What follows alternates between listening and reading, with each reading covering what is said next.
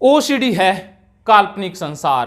कैसे ओसीडी काल्पनिक संसार है, एक काल्पनिक दुनिया है, एक कपोल कल्पना है। आज की इस वीडियो में जानते हैं, एक उदाहरण से बात समझते हैं।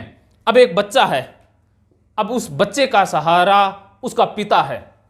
वो पूरी तरह से पिता के ऊपर निर्भर है, लेकिन ऐसा होता है कि उसका पिता किसी कारण से अचानक स्वर्गवास हो जाता है, अचानक उनका देहांत हो जाता है। अब बच्चे के ऊपर से सारा सहारा उठ चुका है, बच्चा अकेला पड़ चुका है।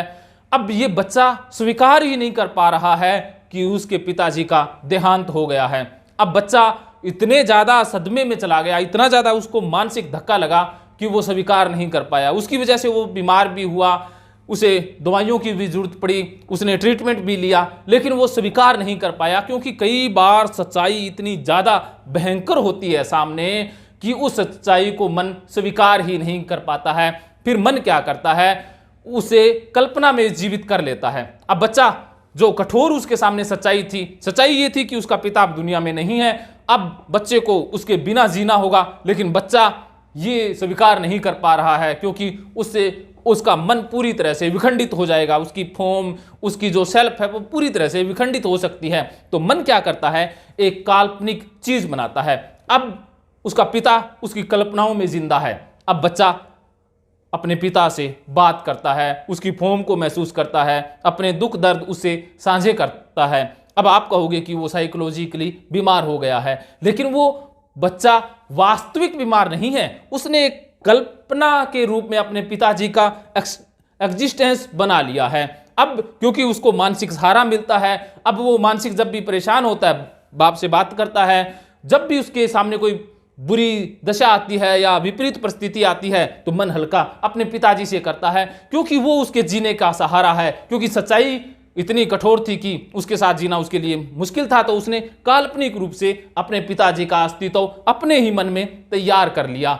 अब देखिए कि वास्तविक वो पिता उसके सामने नहीं है, ना ही दुनिया में है, लेकिन उसके मन में उसका अलग से एक अस्तित्व क्रिएट हो गया है। मतलब उस बच्चे के अंदर दो एंटिटी बन चुकी है, एक वो बच्चा है और दूसरा उसका पिता है जो हर वक्त उसके साथ रहता है। इससे बच्चा खुश भी रहता है, काम में भी मन लगता है और बाकी कार्य भी वो नॉर्मल तरीके से कर पाता है, क्योंकि उसका सहारा उसका पिता है।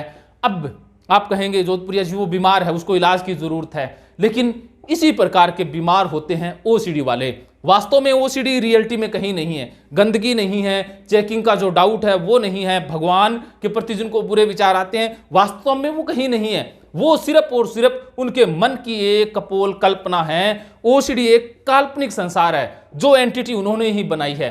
क्योंकि ओसीडी में भी तो ऐसा ही एक झटका, एक सदमा लगता है जब कोई ऐसी सिचुएशन आती है जिसे मन स्वीकार ही नहीं कर पाता है। अगर स्वीकार करें तो मन के विखंडित हो जाने का खतरा रहता है, तो मन एक अपनी अलग से काल्पनिक फॉर्म बना लेता है, किसी न किसी चीज का एग्जिस्टेंस बना लेता है। अब काल्पनिक ओसीडी है उनकी, जिनको भी ओसीडी है उनकी सब कुछ वो कल्पना है, लेकिन वो इस चीज को स्वीकार ही नहीं कर पाते हैं। क्योंकि अगर बच्चे से पूछा जाए कि उसका पिता नहीं है तो वो बच्चा कहेगा कि मैं तो रोज बात करता हूं, ये रे मेरे सामने हैं। इसी प्रकार ओसीडी में भी भ्रम हो जाता है, इल्यूजनेशन हो जाता है कि गंदगी है, चेकिंग से ये आग लगने का खतरा है, भगवान है, ये सारा का सारा इल्यूजन मात्र है, काल्पनिक संसार है।